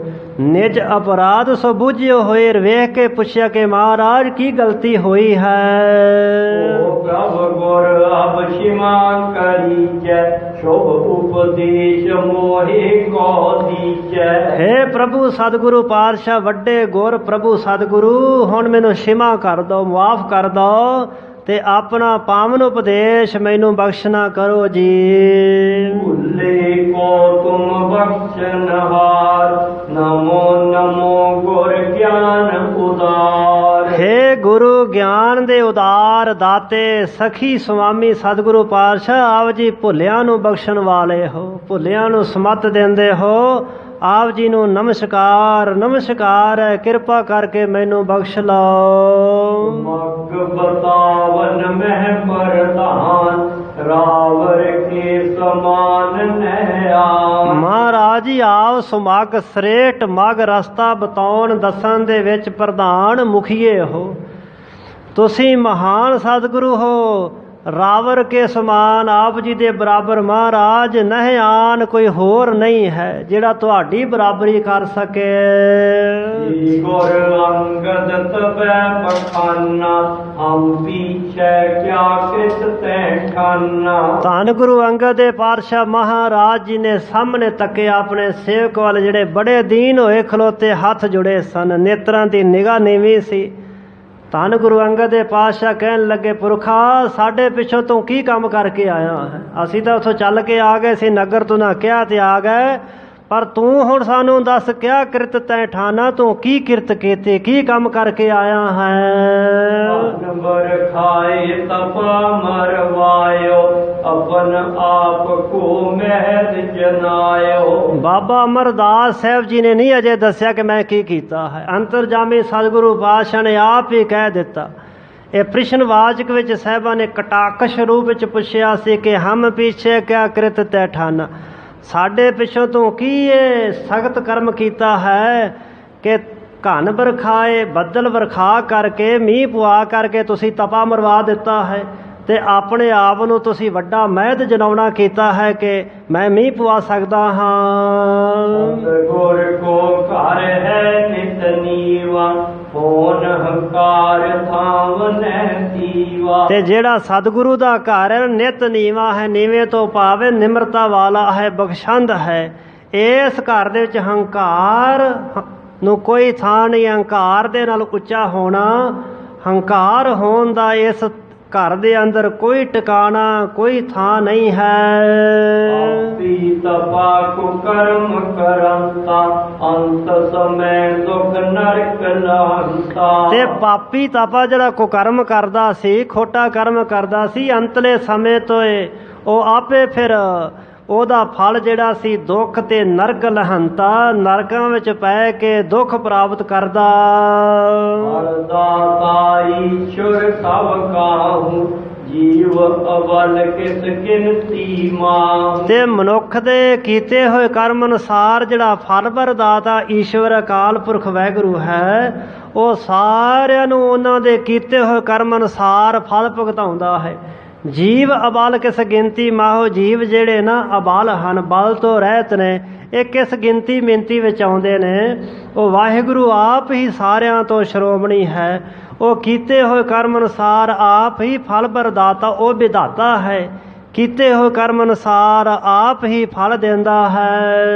ਕਾਰਨ ਕਾਰਨ ਏਕ ਜਗਨਾਥਾ, ਕਰਤ ਕਰਾਵਤ ਸੋ ਸਭ ਸਾਥਾ। ਸਾਰੇ ਕਾਰਨਾਂ ਨੂੰ ਕਰਨ ਵਾਲਾ ਇੱਕੋ ਜਗਤ ਦਾ ਨਾਥ ਅਕਾਲ ਪੁਰਖ ਵਾਹਿਗੁਰੂ ਹੈ। ਉਹੀ ਕਰਦਾ ਤੇ ਕਰਾਉਂਦਾ ਹੈ, ਸੋ ਸਭ ਸਾਥਾ, ਸਾਰਿਆਂ ਦੇ ਨਾਲ ਹੋ ਕਰਕੇ ਵੇਖਦਾ ਹੈ ਕਿ ਕਿਹੋ ਜਿਹਾ ਕਿਸੇ ਦਾ ਕਰਮ ਹੈ। ਆਪਨ ਆਪ ਨਿਜ ਕ੍ਰਿਤ ਪ੍ਰਕ੍ਰਿਤ ਮੈਂ, ਨਹੀਂ ਅਰੋਪੈ ਕਬ ਸੁਧੀਰ ਲੈ। ਤੇ ਆਪਨ ਆਪ ਆਪਣੇ ਆਪ ਦੇ ਵਿੱਚ ਨਿਜ ਕ੍ਰਿਤ ਤੇ ਪਰ ਕ੍ਰਿਤ ਮਹਿ ਪ੍ਰਾਇ ਦੀ ਕਿਰਤ ਵਿੱਚ ਨਹਿ ਅਰੋਪੇ ਕਬ ਸੁਧੀਰ ਲੈ। ਜਿਹੜੇ ਧੀਰਜ ਵਾਲੇ ਨਾ ਸਿਆਣੇ ਦਾਨੇ ਗੁਰਮੁਖ ਹੁੰਦੇ ਨੇ, ਸਾਹਿਬ ਸਮਝਾਉਣ ਲੱਗੇ ਕਿ ਉਹ ਬੁੱਧੀਮਾਨ ਲੋਕ ਨਿਜ ਕਿਰਤ ਤੇ ਪਰ ਕਿਰਤ ਵਿੱਚ ਉਹ ਧਰਮ ਨਹੀਂ ਆਰੋਪਣਾ ਕਰਦੇ। ਭਾਵ ਕਿ ਜੋ ਵਾਹਿਗੁਰੂ ਪਰਮੇਸ਼ਰ ਕਰਦਾ ਹੈ, ਉਸ ਵਾਹਿਗੁਰੂ ਜੀ ਦੀ ਰਜ਼ਾ ਤੇ ਹੁਕਮ ਅਨੁਸਾਰ ਹੀ ਰਹਿੰਦੇ ਹਨ। ਏਕੰਕਾਰ ਆਸਰੋ ਕਰਕੇ, ਨਹੀਂ ਜਨਾਵੇ ਆਪਾ ਹਰਿ ਕੈ। ਤੇ ਉਹ ਗੁਰਮੁਖ ਜਨ ਜਿਹੜੇ ਨਾ, ਉਹ ਏਕੰਕਾਰ ਆਸਰੋ ਕਰਕੇ ਇੱਕ ਅਕਾਲ ਪੁਰਖ ਨੂੰ ਹੀ ਆਪਣਾ ਆਸਰਾ ਬਣਾ ਕੇ ਰੱਖਦੇ ਨੇ ਤੇ ਆਪਣੇ ਮਨ ਦੀ ਹੰਗਤਾ ਮਮਤਾ ਨੂੰ ਹਰ ਕਰਕੇ ਨਾਸ਼ ਕਰਕੇ ਕਦੀ ਵੀ ਉਹ ਆਪਣਾ ਆਪਾ ਨਹੀਂ ਜਨਾਉਂਦੇ। ਉਹ ਹੰਗਤਾ ਤੇ ਮਮਤਾ ਤੋਂ ਰਹਿਤ ਹੋ ਕਰਕੇ ਰਹਿੰਦੇ ਹਨ। ਉਹ ਹੰਗਤਾ ਦਾ ਹੰਕਾਰ ਦਾ ਤਿਆਗ ਕਰ ਦਿੰਦੇ ਨੇ। ਆਪਾ ਭਾਵ ਨੂੰ ਦੂਰ ਕਰਕੇ ਇੱਕ ਵਾਹਿਗੁਰੂ ਜੀ ਦੇ ਆਸਰੇ ਪ੍ਰੈਣ ਹੋ ਕਰਕੇ ਜੀਵਨ ਬਤੀਤ ਕਰਦੇ ਹਨ। ਸੋ ਜੀਵਾਂ ਦਾ ਸੁਭਾਅ ਹੈ ਕਿ ਜੀਵ ਆਪੋ ਆਪਣੇ ਸੁਭਾਅ ਵਿੱਚ ਆਪ ਕਿਰਤ ਕਰਦੇ ਹਨ ਤੇ ਸਿਆਣੇ ਜਨ ਵੇਖ ਕਰਕੇ ਸਮਝਦੇ ਨੇ ਕਿ ਸਾਰੇ ਕਾਰਨਾਂ ਦਾ ਕਰਨ ਵਾਲਾ ਅਕਾਲ ਪੁਰਖ ਹੈ ਤੇ ਕੀਤੇ ਹੋਏ ਕਰਮ ਅਨੁਸਾਰ ਫਲ ਦਿੰਦਾ ਹੈ। ਸ਼੍ਰੀ ਅਮਰ ਬੰਦਨਾ ਠਾਨੀ, ਭੋ ਗੁਰ ਬਖਸ਼ੋ ਮਤ ਅਨਜਾਨੀ। ਸੁਣ ਕੇ ਸਾਹਿਬ ਗੁਰੂ ਅੰਗਦ ਦੇ ਪਾਤਸ਼ਾਹ ਜੀ ਦੇ ਬਚਨ ਪਰਮ ਸੇਵਕ ਸਾਹਿਬ ਸ਼੍ਰੀ ਬਾਬਾ ਅਮਰਦਾਸ ਸਾਹਿਬ ਜੀ ਨੇ ਚਰਨਾਂ ਤੇ ਸਿਰ ਰੱਖ ਦਿੱਤਾ, ਨਮਸਕਾਰ ਕੀਤੀ, ਬੇਨਤੀ ਕਰਨ ਲੱਗੇ, ਹੇ ਸਤਿਗੁਰੂ ਆਪ ਬਖਸ਼ ਲਓ, ਮੇਰੀ ਮਤ ਅਣਜਾਣ ਹੈ, ਮੈਂ ਬੇਸਮਝ ਸੀ। ਸੋ ਮੇਰੀ ਮਤ ਵਿੱਚ ਐਸੀ ਸੋਚ ਨਹੀਂ ਫੁਰੀ ਕਿ ਮੈਂ ਐਸਾ ਨਾ ਕਰਾਂ। ਤੁਸੀਂ ਬਖਸ਼ੰਦ ਪਿਤਾ ਹੋ, ਕਿਰਪਾ ਕਰਕੇ ਮੈਨੂੰ ਬਖਸ਼ ਲਵੋ। ਅਬ ਤੇ ਫੇਰ ਨ ਕਰਹੁ ਐਸੀ, ਆਪਾ ਮੈਂ ਨ ਜਨਾਵੋ ਕੈਸੀ। ਤੇ ਮਹਾਰਾਜ ਜੀ ਆਪ ਜੀ ਦੇ ਨਾਲ ਵਾਅਦਾ ਜੇ ਅੱਜ ਤੋਂ ਬਾਅਦ ਆਉਣ ਵਾਲੇ ਸਮੇਂ ਵਿੱਚ ਆਪਣਾ ਆਪਾ ਕਦੀ ਨਹੀਂ ਜਨਾਵਾਂਗਾ। ਆਪਾਂ ਮੈਂ ਨਾ ਜਨਾਮੂ ਕੈਸੇ, ਕਿਸੇ ਤਰ੍ਹਾਂ ਭਾਵੇਂ ਸਮਾਂ ਬਣ ਵੀ ਜਾਵੇ ਪਰ ਤੁਸੀਂ ਇਸ ਗੱਲ ਤੇ ਆਪ ਸਮਝਦੇ ਹੋ, ਵਿਸ਼ਵਾਸ ਕਰ ਸਕਦੇ ਹੋ ਕਿ ਤੁਹਾਡਾ ਸੇਵਕ ਕਦੇ ਵੀ ਆਪਾ ਨਹੀਂ ਜਨਾਵੇਗਾ। ਆਪਾ ਜਲਾਉਣ ਦਾ ਸਮਾਂ ਆਇਆ ਸੀ ਇੱਕ ਵਾਰੀ, ਜਦੋਂ ਖਡੂਰ ਸਾਹਿਬ ਦੀ ਧਰਤੀ ਤੇ ਕੁਝ ਲੋਕਾਂ ਨੇ ਚੁੱਕਣਾ ਦਿੱਤੀ ਸੀ ਬਾਬਾ ਦਾਤੂ ਜੀ ਨੂੰ ਕਿ ਤੁਹਾਡੇ ਪਿਤਾ ਦੀ ਗੱਦੀ ਸੀ ਤੇ ਬਣ ਕੇ ਮਾਲ ਕੋਈ ਬਹਿ ਗਿਆ ਹੋ, ਲੋਹਾ ਲੱਖ ਹੋ ਜਾ ਪਹੁੰਚਾ ਸੀ ਗੋਂਦਵਾਲ ਸਾਹਿਬ ਦੀ ਧਰਤੀ ਤੇ। ਸਿੰਘਾਸਨ ਤੇ ਬੈਠੇ ਸਨ ਬਜ਼ੁਰਗ ਬਾਪੂ ਧੰਨ ਗੁਰੂ ਅਮਰਦਾਸ ਸਾਹਿਬ ਮਹਾਰਾਜ ਜੀ ਤੀਜੇ ਸਰੂਪ ਵਿੱਚ। ਜਾਂਦਿਆਂ ਸਾਰੀ ਦਾਤੂ ਨੇ ਵੱਖੀ ਵਿੱਚ ਲੱਤ ਮਾਰ ਕੇ ਸਾਹਿਬਾਂ ਨੂੰ ਸਿੰਘਾਸਨ ਤੋਂ ਥੱਲੇ ਸੁੱਟ ਦਿੱਤਾ ਸੀ। ਸਤਿਗੁਰੂ ਅੰਗਦ ਦੇ ਪਾਤਸ਼ਾਹ ਦੇ ਪੁੱਤਰ ਬਾਬਾ ਦਾਤੂ ਦਾ ਚਰਨ ਫੜ ਕੇ ਸਾਹਿਬ ਬਾਬਾ ਧੰਨ ਗੁਰੂ ਅਮਰਦਾਸ ਸਾਹਿਬ ਜੀ ਘੁੱਟਣ ਲੱਗ ਪਏ ਸਨ ਕਿ ਤੂੰ ਮੇਰੇ ਗੁਰੂ ਦਾ ਸਾਹਿਬਜ਼ਾਦਾ ਹੈ, ਤੈਨੂੰ ਆਉਂਦਾ ਵੇਖ ਕੇ ਮੈਨੂੰ ਉੱਠ ਕੇ ਖਲੋਣਾ ਚਾਹੀਦਾ ਸੀ, ਮੈਂ ਉੱਠ ਕੇ ਨਹੀਂ ਖਲੋਤਾ। ਇਹ ਸਰੀਰ ਹੈ ਹੀ ਸਜ਼ਾ ਦਾ ਹੱਕਦਾਰ ਸੀ। ਇਹ ਸਰੀਰ ਤਾਂ ਹੱਡੀਆਂ ਦੀ ਮੁੱਠ ਹੋ ਗਿਆ ਸੇਵਾ ਕਰਕੇ, ਮੇਰੇ ਹੱਡ ਸਖਤ ਨੇ, ਤੇਰਾ ਸਰੀਰ ਬੜਾ ਕੋਮਲ ਸੀ, ਕਿਤੇ ਤੇਰੇ ਸੱਟ ਨਾ ਲੱਗੀ ਹੋਵੇ, ਤੇਰੇ ਕਿਤੇ ਦਰਦ ਨਾ ਹੋਈ ਹੋਵੇ। ਦਾਤੂ ਭਾਵੇਂ ਬੜਾ ਸ਼ਰਮਸਾਰ ਹੋਇਆ, ਪਰ ਸਾਹਿਬ ਬਾਬਾ ਅਮਰਦਾਸ ਸਾਹਿਬ ਜੀ ਦੇ ਮੁਖ ਤੋਂ ਕੋਈ ਕੌੜਾ ਫਿੱਕਾ ਲਫ਼ਜ਼ ਨਹੀਂ ਨਿਕਲਿਆ। ਉਸੇ ਰਾਤ ਹੀ ਸਭ ਕੁਝ ਛੱਡ ਛਡਾ ਕਰਕੇ ਸਾਹਿਬ ਜੀ ਬਿਨਾਂ ਕਿਸੇ ਨੂੰ ਦੱਸਣ ਤੋਂ ਤੁਰ ਪਏ ਸਨ। ਰਾਤ ਦੇ ਹਨੇਰੇ ਤੇ ਚਲਦੇ ਚਲਦੇ ਆ ਪਹੁੰਚੇ ਆਪਣੇ ਨਗਰ ਬਾਸਰਕੇ ਵਿੱਚ, ਜਿੱਥੇ ਅੱਜ ਕੱਲ੍ਹ ਗੁਰਦੁਆਰਾ ਸੰਨ ਸਾਹਿਬ ਹੈ। ਉੱਥੇ ਇੱਕ ਕੋਠੇ ਦੇ ਵਿੱਚ ਬਾਹਰ ਅੰਦਰੋਂ ਕੁੰਡਾ ਲਾ ਕਰਕੇ ਸਾਹਿਬ ਜੀ ਬੈਠ ਗਏ ਸਨ।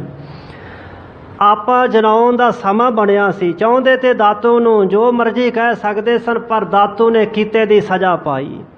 ਜਿਹੜੀ ਲੱਤ ਗੁਰੂ ਅਮਰਦਾਸ ਸਾਹਿਬ ਜੀ ਨੂੰ ਮਾਰ ਕੇ ਸਿੰਘਾਸਨ ਤੋਂ ਥੱਲੇ ਸੁੱਟਿਆ ਸੀ, ਉਸ ਲੱਤ ਦੇ 'ਚ ਵਰਿਆਂ ਬੱਧੀ ਬੜੀ ਤੇਜ਼ ਪੀੜ ਹੁੰਦੀ ਰਹੀ। ਨਾ ਰਾਤ ਸੌਂਦਾ ਸੀ ਨਾ ਦਿਨੇ। ਸ਼ਰਮ ਦਾ ਮਾਰਿਆ ਹੋਇਆ ਸਤਿਗੁਰੂ ਪਾਤਸ਼ਾਹ ਜੀ ਦੇ ਕੋਲੋਂ ਬਖਸ਼ਾਉਣ ਵਾਸਤੇ ਨਾ ਗਿਆ। ਚੌਥੇ ਪਾਤਸ਼ਾਹ ਜੀ ਦਾ ਸਮਾਂ ਵੀ ਲੰਘ ਗਿਆ। ਪੰਜਵੇਂ ਪਾਤਸ਼ਾਹ ਜੀ ਦਾ ਸਮਾਂ ਆਇਆ, ਜਦੋਂ ਸਾਹਿਬ ਜੀ ਪਾਵਨ ਬਾਣੀ ਦੀਆਂ ਪੋਥੀਆਂ ਲੈਣ ਵਾਸਤੇ ਗੋਂਦਵਾਲ ਸਾਹਿਬ ਦੀ ਧਰਤੀ ਤੇ ਗਏ।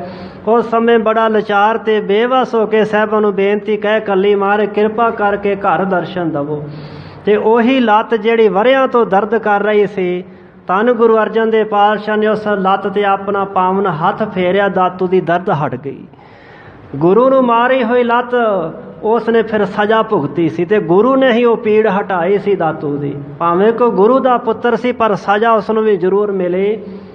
ਸਤਿਗੁਰੂ ਪਾਤਸ਼ਾਹ ਮਹਾਰਾਜ ਸਾਹਿਬ ਸ਼੍ਰੀ ਬਾਬਾ ਅਮਰਦਾਸ ਸਾਹਿਬ ਜੀ ਵਾਅਦਾ ਕਰਨ ਲੱਗੇ, ਮਹਾਰਾਜ ਅੱਜ ਤੋਂ ਬਾਅਦ ਕਦੀ ਅਜਿਹਾ ਸਮਾਂ ਨਹੀਂ ਆਵੇਗਾ ਕਿ ਮੈਂ ਕਦੀ ਆਪਣਾ ਆਪਾ ਜਨਾਵਾਂ, ਕੋਈ ਕਰਾਮਾਤ, ਕੋਈ ਸ਼ਕਤੀ ਵਿਖਾਵਾਂ। ਕਿਰਪਾ ਕਰਕੇ ਹੁਣ ਮੈਨੂੰ ਬਖਸ਼ ਲਵੋ।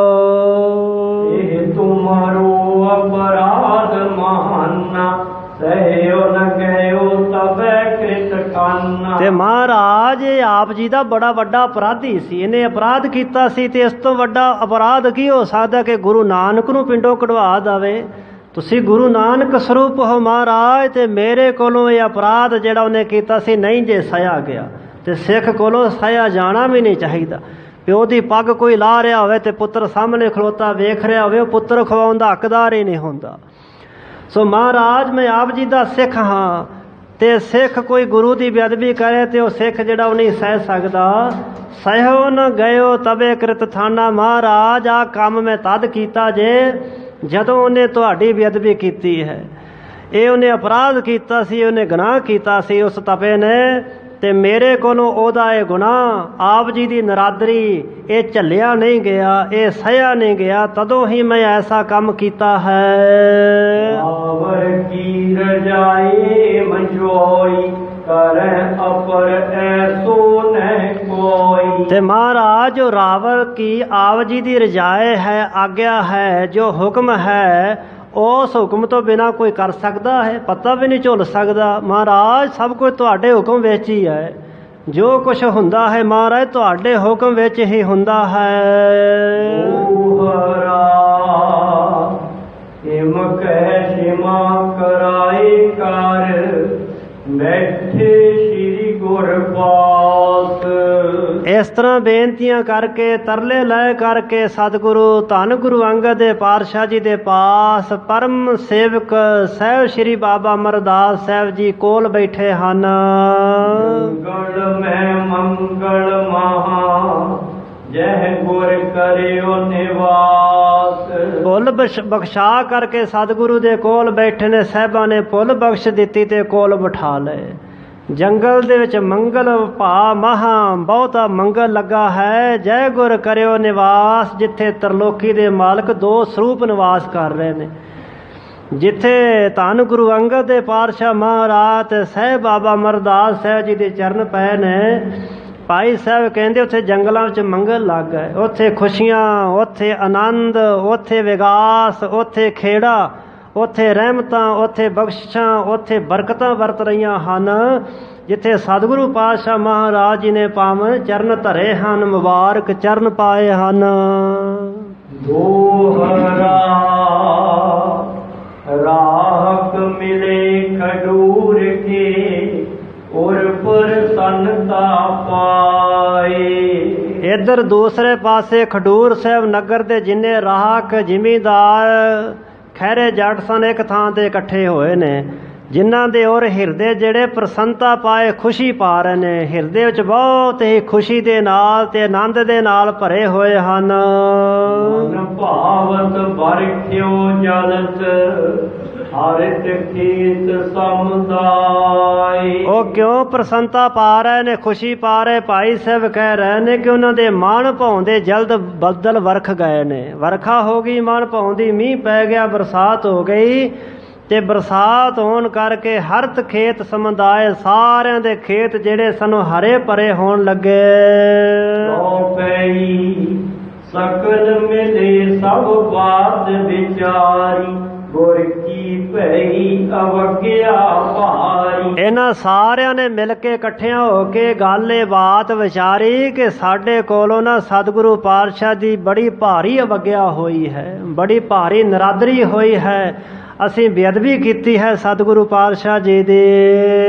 ਜਿਨ ਮਹਿ ਅਜ਼ਮਤ ਇਹ ਟਿਕ ਹੈ, ਵਰਖਿਓ ਜਲ ਜਿਨ ਸੇਵਕ ਕਹਿ। ਤੇ ਅਸੀਂ ਤਾਂ ਸਮਝ ਹੀ ਨਹੀਂ ਸਕੇ ਜਿਸ ਸਤਿਗੁਰੂ ਪਾਤਸ਼ਾਹ ਦੇ ਵਿੱਚ ਇੰਨੀ ਭਾਰੀ ਅਜ਼ਮਤ, ਕਰਾਮਾਤ, ਸ਼ਕਤੀ ਹੈ ਕਿ ਜਿਨ੍ਹਾਂ ਦੇ ਸੇਵਕ ਨੇ ਇੰਨਾ ਮੀਂਹ ਪਵਾ ਦਿੱਤਾ ਹੈ ਕਿ ਵੱਟਾਂ ਬੰਨੇ ਪਾਣੀ ਨਹੀਂ ਚੱਲ ਰਿਹਾ। ਕਿੰਨਾ ਭਾਰੀ ਜਲ ਵਰਸਿਆ ਹੈ, ਜਿਨ੍ਹਾਂ ਦੇ ਸੇਵਕ ਦੇ ਵਿੱਚ ਹੀ ਇੰਨੀ ਸਤਿਆ ਹੈ। ਉਹ ਸਤਿਗੁਰੂ ਕਿੰਨੇ ਭਾਰੀ ਕਰਾਮਾਤ ਦੇ ਸਮਰੱਥ ਹਨ। ਰਹਿਤ ਹਮੇਸ਼ ਨਹੀਂ ਮਿਤ ਜਾਨੀ, ਜਾ ਬੈਠੇ ਹੈ ਅਪਰ ਸਥਾਨੀ। ਤੇ ਕਈ ਵਰਿਆਂ ਤੋਂ ਇਸ ਨਗਰ ਵਿੱਚ ਰਹਿ ਰਹੇ ਸਨ, ਖਡੂਰ ਸਾਹਿਬ ਦੇ ਵਿੱਚ। ਅਸੀਂ ਸਤਿਗੁਰੂ ਜੀ ਦੀ ਮਿੱਤ ਜਾਣ ਹੀ ਨਹੀਂ ਸਕੇ। ਮਿੱਤ ਹੁੰਦੀ ਮਰਿਆਦਾ, ਮਿੱਤ ਹੁੰਦੀ ਮਿੰਤੀ। ਸੋ ਸਤਿਗੁਰੂ ਪਾਤਸ਼ਾਹ ਮਹਾਰਾਜ ਜੀ ਦਾ ਅਸੀਂ ਥੋ ਹੀ ਨਹੀਂ ਪਾ ਸਕੇ। ਤੁਮ ਤਾਈਏ ਕਿਹਾ ਸਾਹਿਬ ਕਿ ਤੁਮਰੀ ਗਤ ਮਿੱਤ ਤੁਮ ਹੀ ਜਾਣੇ, ਤੁਹਾਡੀ ਗਤੀ ਦੀ ਮਿੱਤ ਮਿੰਤੀ ਤੁਸੀਂ ਜਾਣਦੇ ਹੋ, ਅਸੀਂ ਨਹੀਂ ਜਾਣ ਸਕੇ।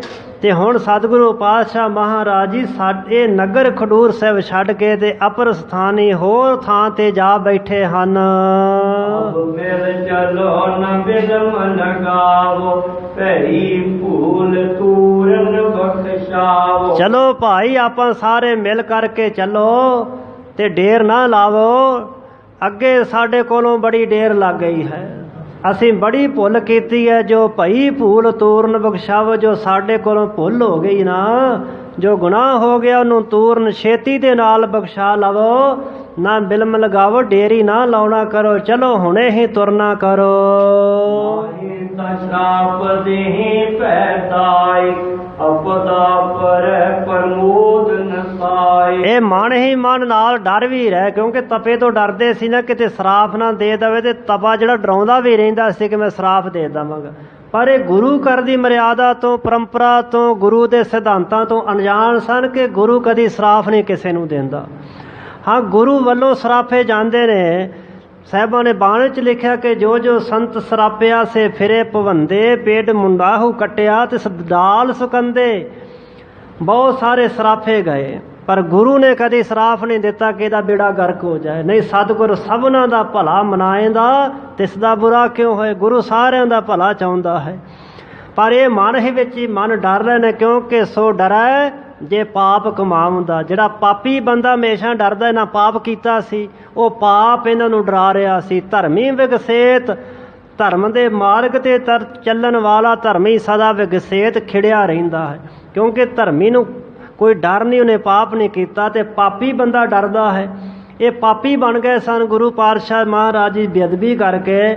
ਇਹਨਾਂ ਦਾ ਪਾਪ ਹੀ ਇਹਨਾਂ ਨੂੰ ਸਰਾਪ ਪ੍ਰਤੀਤ ਹੋਣ ਲੱਗਾ। ਮਨ ਹੀ ਮਨ ਡਰ ਗਏ, ਕਹਿਣ ਲੱਗੇ ਅਪਦਾ ਪਰੇ ਪ੍ਰਮੋਦ ਨਸਾਇਕ, ਕਿਤੇ ਗੁਰੂ ਸਾਹਿਬ ਨੇ ਸਰਾਪ ਦੇ ਦਿੱਤਾ ਤੇ ਕਿਤੇ ਸਾਡੇ ਤੇ ਅਪਦਾ ਬਿਪਤਾ ਨਾ ਪੈ ਜਾਵੇ, ਤੇ ਜਿਸ ਬਿਪਤਾ ਦੇ ਪੈਣ ਦੇ ਨਾਲ ਸਾਡੇ ਸੁੱਖ ਸਾਡੀਆਂ ਖੁਸ਼ੀਆਂ ਸਾਰੀਆਂ ਹੀ ਨਸ ਜਾਣ, ਨਾਸ਼ ਹੋ ਜਾਣ। ਮਿਲ ਕਰ ਲੈ ਪਕਵਾਨ, ਬਖਸ਼ਾਵਨ ਗਮਨੇ ਤਿਸ ਥਾਨ। ਇਸ ਤਰ੍ਹਾਂ ਕਹਿ ਕਰਕੇ ਜਿੰਨੇ ਖਡੂਰ ਨਿਵਾਸੀ ਲੋਕ ਸਨ, ਇਹਨਾਂ ਨੇ ਇਕੱਠੇ ਹੋ ਕੇ ਪਕਵਾਨ ਤਿਆਰ ਕੀਤੇ। ਪਕਵਾਨ ਲੈ ਕਰਕੇ ਤੇ ਸਤਿਗੁਰੂ ਪਾਤਸ਼ਾਹ ਦੇ ਕੋਲੋਂ ਭੁੱਲ ਬਖਸ਼ਾਉਣ ਵਾਸਤੇ ਖਡੂਰ ਸਾਹਿਬ ਨਗਰ ਤੋਂ ਖਾਨ ਰਜਾਦੇ ਦੇ ਥੇ ਵੱਲ ਨੂੰ ਚੱਲ ਪਏ। ਇਸ ਪ੍ਰਕਾਰ ਇਸ ਥਲ ਚੱਲ ਆਵੇ, ਤਿਵ ਸਭ ਕਰਿਓ ਕਿਰਪਾਲ ਰਿਝਾਵੇ। ਰਸਤੇ 'ਚ ਗੱਲਾਂ ਬਾਤਾਂ ਕਰਦੇ ਜਾਂਦੇ ਸਾਰੇ ਸੋਚਦੇ ਨੇ ਕਿ ਭਾਈ ਜਿਸ ਤਰ੍ਹਾਂ ਗੁਰੂ ਸਾਹਿਬ ਮਹਾਰਾਜ ਜੀ ਦੁਬਾਰਾ ਖਡੂਰ ਸਾਹਿਬ ਨਗਰ ਵਿੱਚ ਚੱਲ ਕੇ ਆ ਜਾਣ, ਸਾਰੇ ਇਸੇ ਤਰ੍ਹਾਂ ਹੀ ਕਰਿਓ ਜੇ, ਹੁਣ ਨਾ ਕੋਈ ਕੌੜਾ ਫਿੱਕਾ ਬੋਲ ਦਿਓ ਜੇ। ਕਿਰਪਾਲ ਕਰੋ ਕਿਰਪਾਲ ਰਿਝਾਵਹਿ, ਕਿਰਪਾਲੂ ਸਤਿਗੁਰੂ ਨੂੰ ਪ੍ਰਸੰਨ ਕਰ ਲਓ, ਉਹਨਾਂ ਨੂੰ ਰਿਝਾ ਲਵੋ। ਸਤਿਗੁਰੂ ਤੁਰਠ ਪੈਣ ਤੇ ਜਿਸ ਕਰਕੇ ਦੁਬਾਰਾ ਸਾਡੇ ਨਾਲ ਇਸ ਨਗਰ ਖਡੂਰ ਸਾਹਿਬ ਵਿੱਚ ਆ ਜਾਣ, ਸੋ ਸਾਰਿਆਂ ਨੇ ਇਹੋ ਜਿਹਾ ਹੀ ਯਤਨ ਕਰਨਾ ਹੈ। ਰਜਾਦੇ ਕੇ ਥਲ ਗਏ, ਸ਼੍ਰੀ ਗੁਰ ਬੈਠੇ ਦੇਖਤ ਭਏ। ਸੋ ਚਲਦੇ ਚਲਦੇ ਸਾਰੇ ਹੀ ਜਿਹੜੇ ਸਨ ਇਹ ਖਾਨ ਰਜਾਦੇ ਦੇ ਥੇ ਤੇ ਜਾ ਪਹੁੰਚੇ। ਜਾ ਕੇ ਕੀ ਵੇਖਿਓ ਨੇ ਕਿ ਸਤਿਗੁਰੂ ਧੰਨ ਗੁਰੂ ਅੰਗਦ ਦੇ ਪਾਤਸ਼ਾਹ ਮਹਾਰਾਜ ਸੱਜੇ ਬੈਠੇ ਨੇ, ਜਿਨ੍ਹਾਂ ਨੂੰ ਕਿਸੇ ਤਰ੍ਹਾਂ ਦਾ ਕੋਈ ਹਰਖ ਸ਼ੋਕ, ਕੋਈ ਖੁਸ਼ੀ ਗਮੀ ਨਹੀਂ ਵਿਆਪਦੀ। ਐਸੇ ਸਤਿਗੁਰੂ ਜੀ ਦੇ ਜਾ ਦਰਸ਼ਨ ਕੀਤੇ। ਬਿਨ ਜਾਏ ਪਦ ਬੰਧਨ ਠਾਨੀ, ਬੇਨਤੀ ਜੁਗਤ ਬਖਾਨੀ ਬਾਨੀ। ਸਾਰੇ ਨੇ ਜਾ ਕਰਕੇ ਸਤਿਗੁਰੂ ਪਾਤਸ਼ਾਹ ਦੇ ਚਰਨਾਂ ਤੇ ਮੱਥਾ ਟੇਕਿਆ। ਜਦੋਂ ਬੰਦਨਾ ਕੀਤੀ ਤੇ ਫਿਰ ਬਿਨਤੀ ਜੁਗਤ, ਬਿਨਤੀ ਦੇ ਸੰਯੁਕਤ ਹੋ ਕਰਕੇ ਬਖਾਨੀ ਬਾਣੀ ਬੇਨਤੀ ਕਰਨ ਲੱਗੇ, ਬਾਣੀ ਕਹਿਣ ਲੱਗੇ। ਸਤਿਗੁਰੂ ਪਾਤਸ਼ਾਹ ਦੇ ਹਜ਼ੂਰ ਤਰਲਾ ਲੈ ਕਰਕੇ ਇਹਨਾਂ ਨੇ ਬੇਨਤੀ ਕੀਤੀ। ਸ਼੍ਰੀ ਗੁਰ ਹਮਨੇ ਭੇਦ ਨ ਪਾਇਓ, ਸਭ ਕੋ ਜੋਗੀ ਤਪੇ ਭੁਲਾਏ। ਹੇ ਸਤਿਗੁਰੂ ਸੱਚੇ ਪਾਤਸ਼ਾਹ ਮਹਾਰਾਜ ਜੀਓ, ਅਸੀਂ ਆਪ ਜੀ ਦਾ ਭੇਦ ਜਿਹੜਾ ਮਰਮ ਸੀਨਾ ਨਹੀਂ ਪਾ ਸਕੇ, ਅਸੀਂ ਨਹੀਂ ਸਮਝ ਸਕੇ, ਕਿਉਂਕਿ ਅਸੀਂ ਸੰਗਤੀਏ ਨਹੀਂ ਸਾਂ। ਅਸੀਂ ਆਪ ਜੀ ਦੇ ਘਰ ਤੋਂ ਟੁੱਟੇ ਹੋਏ ਸਾਂ। ਅਸੀਂ ਤਾਂ ਜੋਗੀ ਦੇ ਤਲਵੇ ਚੜ੍ਹਦੇ ਰਹਿੰਦੇ ਸੀ, ਉਹਦੇ ਚੇਲੇ ਬਣੇ ਸੀ, ਤੇ ਉਸ ਜੋਗੀ ਤਪੇ ਨੇ ਮਹਾਰਾਜ ਸਾਨੂੰ ਭੁਲਾ ਦਿੱਤਾ, ਸਾਡੀ ਮੱਤ ਮਾਰ ਦਿੱਤੀ। ਤੇ ਉਸ ਤਪੇ ਦੇ ਆਖੇ ਲੱਗ ਕਰਕੇ ਹੀ ਮਹਾਰਾਜ ਸਾਡੇ ਕੋਲੋਂ ਇਹ ਬੁਰਾ ਕਰਮ ਹੋਇਆ। ਰਾਵਰ ਕੋ ਨਿੰਦਕ ਬੜ ਪਾਪੀ, ਧਨ ਲੋਭੀ ਮਨ ਕੂਰ ਸੰਤਾਪੀ। ਮਹਾਰਾਜ ਉਹ ਜਿਹੜਾ ਤਪਾ ਸੀ ਨਾ, ਉਹ ਆਪ ਜੀ ਦਾ ਬੜਾ ਵੱਡਾ ਨਿੰਦਕ ਸੀ ਤੇ ਬੜਾ ਵੱਡਾ ਉਹ ਪਾਪੀ ਸੀ। ਉਹ ਧਨ ਦਾ ਲੋਭੀ ਸੀ, ਮਨ ਦਾ ਕੂਰ, ਝੂਠਾ ਤੇ ਸੰਤਾਪੀ ਕਲੇਸ਼ ਪੈਦਾ ਕਰਨ ਵਾਲਾ ਸੀ। ਇੱਕ ਹੀ ਬੰਦਾ ਹੋਵੇ ਨਾ ਲੁੱਤੀ ਲਾਉਣ ਵਾਲਾ, ਅੱਗ ਲਾਉਣ ਵਾਲਾ, ਤੇ ਸਾਰੇ ਪਿੰਡ ਨੂੰ ਸੁੱਕਣੇ ਪਾ ਦਿੰਦਾ। ਮਹਾਰਾਜ ਇਹ ਤਪਾ ਵੀ ਬੜਾ ਸੰਤਾਪੀ ਸੀ, ਸਾਰਿਆਂ ਨੂੰ ਕਲੇਸ਼ ਪੈਦਾ ਕਰਦਾ ਸੀ। ਗੁਰਮਤਿ ਖੋਟ ਕਰਮ ਕੀਏ ਜੇਤਿ, ਤਾਤ ਕਾਲ ਪੜ ਪਾਇਓ ਤੇਤਿਕ। ਤੇ ਉਸਨੇ ਦੁਰਮਤ ਖੋਟੀ ਮਤ ਧਾਰਨ ਕਰਕੇ ਜਿਹੜਾ ਖੋਟਾ ਕਰਮ ਕੀਤਾ ਸੀ ਨਾ, ਜਿੰਨਾ ਕੋ ਖੋਟਾ ਕਰਮ ਕੀਤਾ ਮਹਾਰਾਜ, ਉਹਦਾ ਫਲ ਉਹਨੇ ਤਤਕਾਲ ਪ੍ਰਾਪਤ ਕਰ ਲਿਆ। ਤਾਤਕਾਲ ਫਲ ਪਾਏ ਕੋ ਤੇਤਕ, ਉਤਨਾ ਹੀ ਫਲ ਉਹਨੇ ਪਾ ਲਿਆ ਹੈ ਮਹਾਰਾਜ। ਜਿਵੇਂ ਉਹਨੇ ਬੁਰਾ ਕਰਮ ਕੀਤਾ ਸੀ, ਗੁਨਾਹ ਕੀਤਾ ਸੀ, ਉਹਦੀ ਸਜ਼ਾ ਉਸ ਨੂੰ ਤੁਰੰਤ ਹੀ ਮਿਲ ਗਈ ਹੈ। ਇਸ ਤਰ੍ਹਾਂ ਉਹ ਪਿੰਡ ਵਾਲੇ ਸਾਹਿਬਾਂ ਦੇ ਹਜ਼ੂਰ ਬੇਨਤੀਆਂ ਕਰ ਰਹੇ ਨੇ। ਸਤਿਗੁਰੂ ਪਾਤਸ਼ਾਹ ਮਹਾਰਾਜ ਉਹਨਾਂ ਦੀ ਹਾਲਤ ਵੇਖ ਕਰਕੇ ਮੁਸਕਰਾ ਪਏ ਕਿ ਹੁਣ ਕਿਵੇਂ ਇਹ ਲਿਲੜੀਆਂ ਕੱਢ ਰਹੇ ਨੇ, ਗਿੜਗੜਾ ਰਹੇ ਨੇ, ਤਰਲੇ ਰਹਿ ਰਹੇ ਨੇ। ਛਿਮਾ ਨਿਧਾਨ ਸਤਿਗੁਰੂ ਪਾਤਸ਼ਾਹ ਮਹਾਰਾਜ ਜੀ ਨੇ ਜਿਵੇਂ ਕਿਰਪਾ ਕੀਤੀ, ਭਾਈ ਸਾਹਿਬ ਜੀ ਅੱਗੇ ਸੁਣਾਉਣਗੇ। ਦੁਬਾਰਾ ਵਾਪਸ ਸਤਿਗੁਰੂ ਪਾਤਸ਼ਾਹ ਮਹਾਰਾਜ ਜੀ ਖਡੂਰ ਸਾਹਿਬ ਨਗਰ ਵਿੱਚ ਆ ਕਰਕੇ ਪਹੁੰਚ ਗਏ ਨੇ।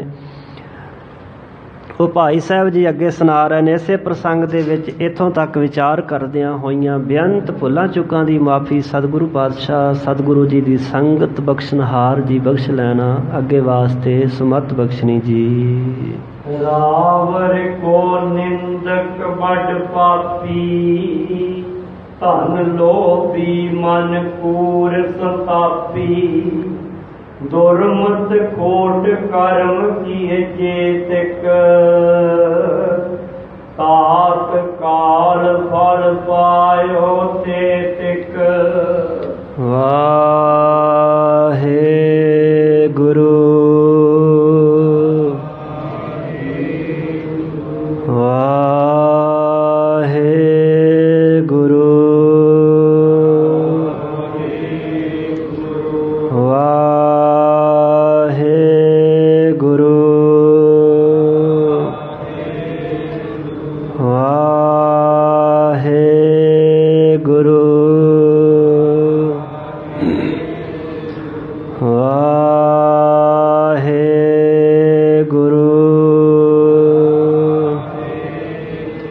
वाहे गुरु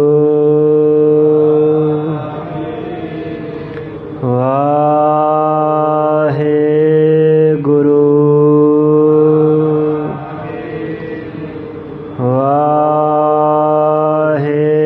गुरु वाहे गुरु वाहे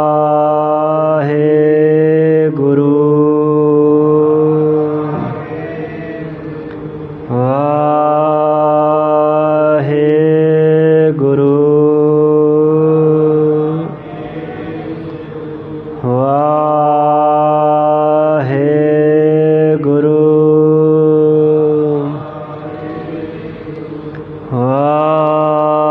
गुरु वाहे गुरु वाहे गुरु वाहे गुरु वाहे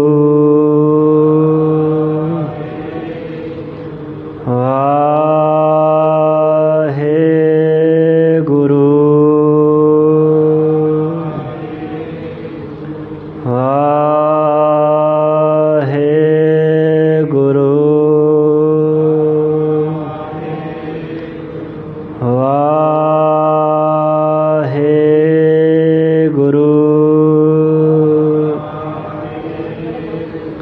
वाहे गुरु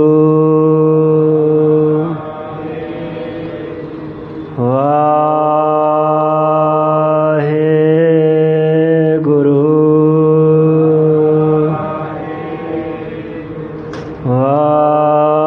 वाहे गुरु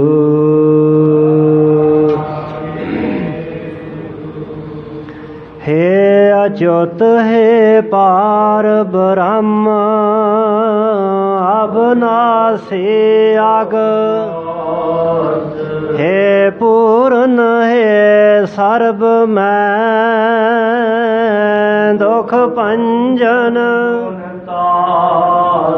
हे संगी हे निरंकार हे निर्गुण हे गोविद हे गुण निदान जाके सदा हे अपरंपर हार हारे है पी हो मन हे संत कै सदा संग नेदारा हे ठाकुर हो दास रो मैं निर्गुण नानक दीजै नाम दान राखो हिय आए प्रभ शरणागति कृपा निध एक अखर हर मन बसत नानक होत वाहेगुरु नाम जहाज है चढ़े जो ਸ਼ਰਧਾ ਕਰ ਸੇਵੰਦੇ ਗੁਰ ਜੋ ਸ਼ਰਧਾ ਕਰ ਸੇਵੰਦੇ ਗੁਰ ਹਾਰ ਵਾਹਿਗੁਰੂ ਜੀ ਕਾ ਖਾਲਸਾ ਵਾਹਿਗੁਰੂ ਜੀ ਕੀ ਫਤਿਹ।